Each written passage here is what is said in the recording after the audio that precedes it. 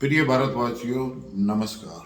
Commander Sudhir Kumar मैं अपने YouTube channel pulse beat of India के माध्यम से आपको एक बहुत ही दुखद बात मैं आपके साथ में शेयर कर रहा हूं, जिससे मेरी आत्मा तो आहत हुई ही है, लेकिन उससे बहुत ही दुख पहुंचा है। वो दुख इसलिए पहुंचा है कि भारत की हमारी जो संस्कार हैं, जो हमारे भारत में एक सनातन धर्म की जो इतिहास है, जिस तरीके से सबसे पुरातन एक तरीके से ये हमारा सनातन धर्म का, और जिस तरीके से एक ऐसी सिविलाइजेशन जो अकेली सिविलाइजेशन पूरे विश्व में सरवाइव करी है, आज उसको किस तरीके से एक व्यक्ति ने, जो पहले भारतवर्ष में गवर्नमेंट में मंत्री भी रहा है, सेंट्रल गवर्नमेंट में, और अपने को एक वो इंटेलिजेंट आदमी भी कहता है, उनका नाम है सलमान खुर्शीद।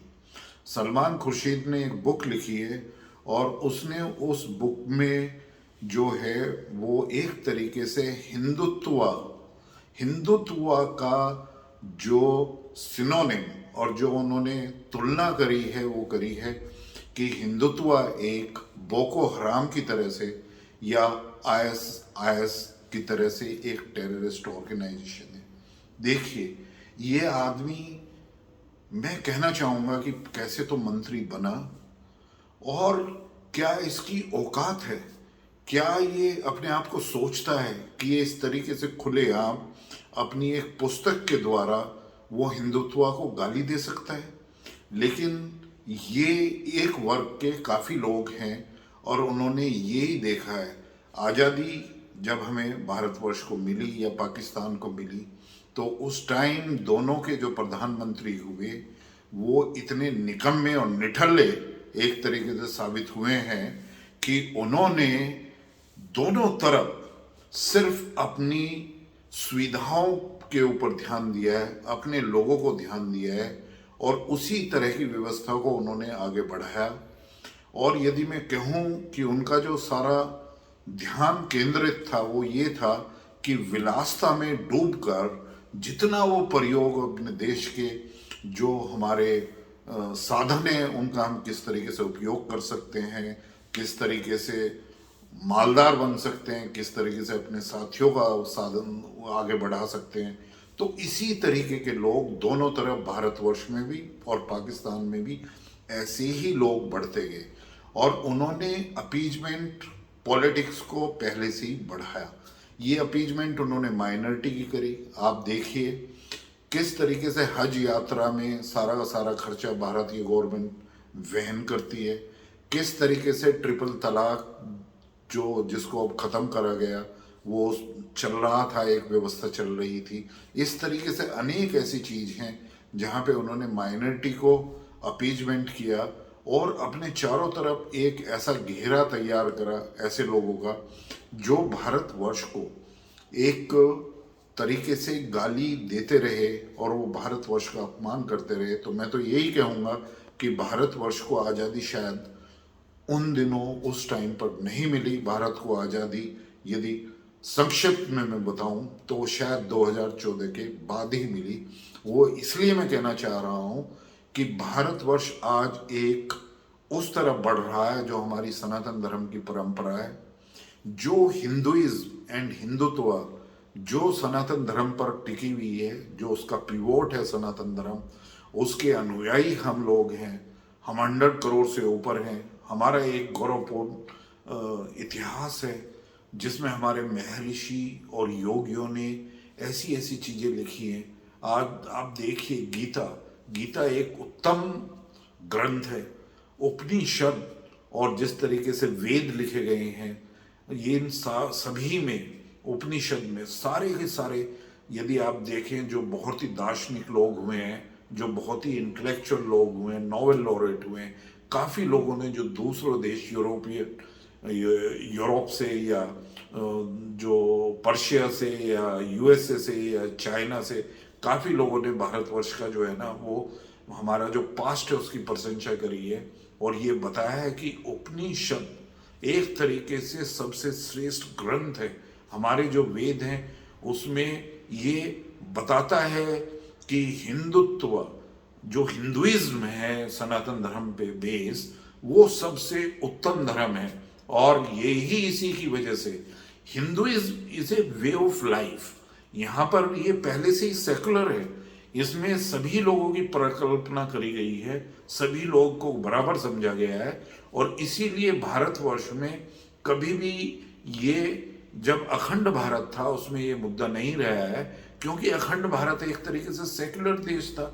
तो ये तो बाद में जो चंद लोगों ने अपनी पॉलिटिक्स में रोटी सेकने के लिए और अपना एक तरीके से अपनी विलासता में डूबे रहने के लिए जो परंपरा भारत के आज़ाद होने से चलाई।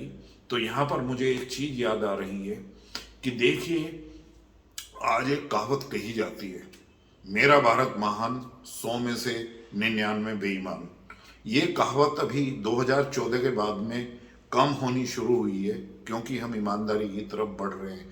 पर ये पहले इसलिए कही जाती थी कि जब देश का पहला प्रधानमंत्री निठल्ला बनाओ, निकम्मा बनाओ, जिसने कोई भी काम इस तरफ नहीं करा हो कि राष्ट्र का एक कर्तव्य इस तरफ बढ़े कि वो अपनी हिंदुत्व या हिंदुइज्म परंपरा को आगे बढ़ाए, अपने सनातन धर्म को मजबूत बनाए। आज कैसे लोगों का जो है ना आज इस तरीके से हुआ है। कभी कोई कहते हैं कि हिंदुत्व तालिबान, एक पहले मंत्री थे जो गृह मंत्री रहे हैं सेंट्रल गवर्नमेंट में, वो कहते थे कि ये तो एक हिंदुत्व जो है ये पूरी तरीके से एक टेररिस्ट ऑर्गेनाइजेशन है। कोई कहता है आरएसएस जो है ना वो भी एक टेररिस्ट ऑर्गेनाइजेशन है। और इसी तरीके से फिर जम्मू कश्मीर से आवाज़ आ जाती है कुछ नेताओं की जो वहाँ के मुख्यमंत्री भी रहे हैं कि आरएसएस जो है वो एक टेररिस्ट ऑर्गेनाइजेशन है। शायद इन्हें नहीं पता है कि ये जानबूझकर जो है ना एक तरीके से हमारे समाज को जो है ना वो बांट कर रखना चाहते हैं। और ये उसी मानसिकता के शिकार हैं जिस मानसिकता को आगे बढ़ाया गया आज़ादी के बाद। क्या लेकिन अब चलेगी? नहीं। अब पूरा भारत जाग चुका है। सारे लोग जो हिंदुइज्म को फॉलो करते हैं उसमें सभी वर्ग के लोग हैं। वो सिख भाई भी हैं, पारसी भी हैं, वो हमारे जैन भाई भी हैं, वो हमारे बौद्ध धर्म के अनुयायी भी हैं, उसमें क्रिश्चियन भी हैं, उसमें मुसलमान भी हैं।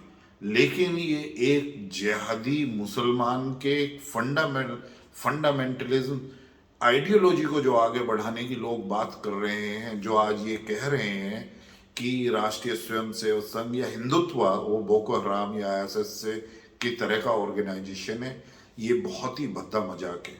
मेरे ख्याल से मैं तो सेंट्रल गवर्नमेंट को और गृह मंत्री जी को यही अनुरोध करना चाहूँगा कि ऐसे लोग जिन्होंने ये कहा, सलमान खुर्शीद जी ने, या उसके बाद जो भी उनके सपोर्ट में बोल रहे हैं, चाहे वो पीडीपी की मुखिया हों जम्मू कश्मीर से मिसेस मुफ्ती, या रशीद हों, या वो राहुल गांधी हैं जिन्होंने उसका सपोर्ट किया। राहुल गांधी को क्या पता है हिंदुइज्म के बारे में, जिनका जो है ना पहला इतिहास ही वो एक माइनॉरिटी कैरेक्टर से जुड़ा हुआ रहा है, वो क्या जानते हैं इसके बारे में? क्या उन्हें पता है कि भारतवर्ष का क्या योगदान है पूरे विश्व के लिए, साइंटिफिक फ्रेटर्निटी के लिए, सारी चीज़ों के लिए? क्या योग का कितना बड़ा योगदान है? क्या उन्होंने कभी गीता को उठाकर पढ़ा है? क्या कभी उन्होंने वेदों के बारे में कुछ पढ़ा है? यदि वो पढ़ें भी तो क्या कुछ जान पाएंगे? मेरे ख्याल से कुछ नहीं जान पाएंगे। वो एक दोहे का मतलब भी नहीं समझ सकते। क्या वो ये पढ़ पाएंगे कि उपनिषद का क्या योगदान है, कैसे वो हमारे ग्रंथ हैं? नहीं। वो कहते हैं कि मैं उनको पढ़ने की कोशिश करूंगा, पर मेरे ख्याल से बिल्कुल नहीं पढ़ रहे हैं।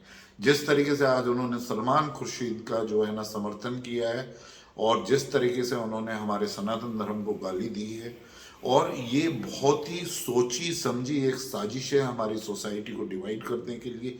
भारतवर्ष आज एक सक्षम देश बन रहा है, उसको डिवाइड करना चाहते हैं और एक भ्रम पैदा करना चाहते हैं। जो हमारे कम पढ़े लिखे लोग हैं, गांव के लोग हैं, उसमें ये भ्रम पैदा करना चाहते हैं। और एक ही फिलॉसफी तैयार, एक ही उन्होंने डिज़ाइन तैयार किया है वेस्टर्न मीडिया के लिए या लूटियन मीडिया के लिए कि देखिए हिंदुइज्म अलग है, हिंदुइज्म तो बिल्कुल पीस लविंग है, और लेकिन हिंदुत्व एक वो कट्टर पंथ है जो आरएसएस या और जो हिंदू ऑर्गेनाइजेशन है उसका रूप है। ये बिल्कुल गलत है। ये कोई डिस्टिंक्शन बीच में नहीं है। हिंदुइज्म और हिंदुत्व वो दोनों एक हैं और ये टिके हुए हैं हमारे सनातन धर्म के सारे जो हमारे संस्कार हैं, जो हमारे पौराणिक वो हैं, और इन सब चीज़ों से निकला हुआ वो सार जो हमारे ग्रंथों में गीता के रूप में, रामायण के रूप में, महाभारत के रूप में, उपनिषद के रूप में, वेदों के रूप में व्याप्त है और जिसकी पूरी दुनिया में सब लोग सराहना करते हैं, रेस्पेक्ट करते हैं, वो इसी वजह से भारतवर्ष जो है वो विश्व गुरु रहा है और सबसे अच्छे विश्वविद्यालय भारतवर्ष में ही रहे हैं जहाँ पर पूरी दुनिया से अनुयायी आकर वहाँ पर पढ़े हैं और भारतवर्ष सोने की चिड़िया रहा है। लेकिन ये जो एक इन्वेडर्स इंडिया में आए और जो बाहर के लोगों ने, जो मुगल शासन, तुर्क शासन और ये इन्वेडर्स ने किया, तो इसकी वजह से हिंदू अपना इतिहास भी नहीं लिख पाए। मेरे ख्याल से स्वामी विवेकानंद एक बहुत ही ऐसे लीडर व्यक्ति रहे हैं जिन्होंने हिंदुइज्म के बारे में, हिंदुता के बारे में, जिन्होंने सनातन धर्म के बारे में बहुत ही व्यापक तरीके से लिखा है।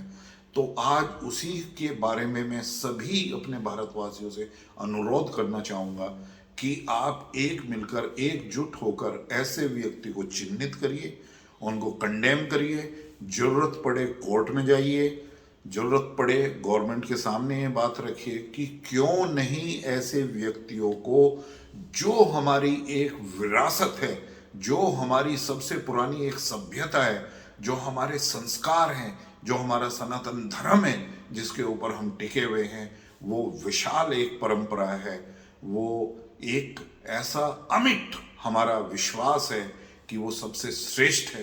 तो ऐसी चीज़ों को वो कैसे गालियाँ दे सकते हैं, कैसे वो ये कह सकते हैं कि हिंदुइज्म और हिंदुत्व अलग है। ये एक वे ऑफ लाइफ है, दोनों चीज़ एक है और सनातन धर्म पर टिकी हुई है।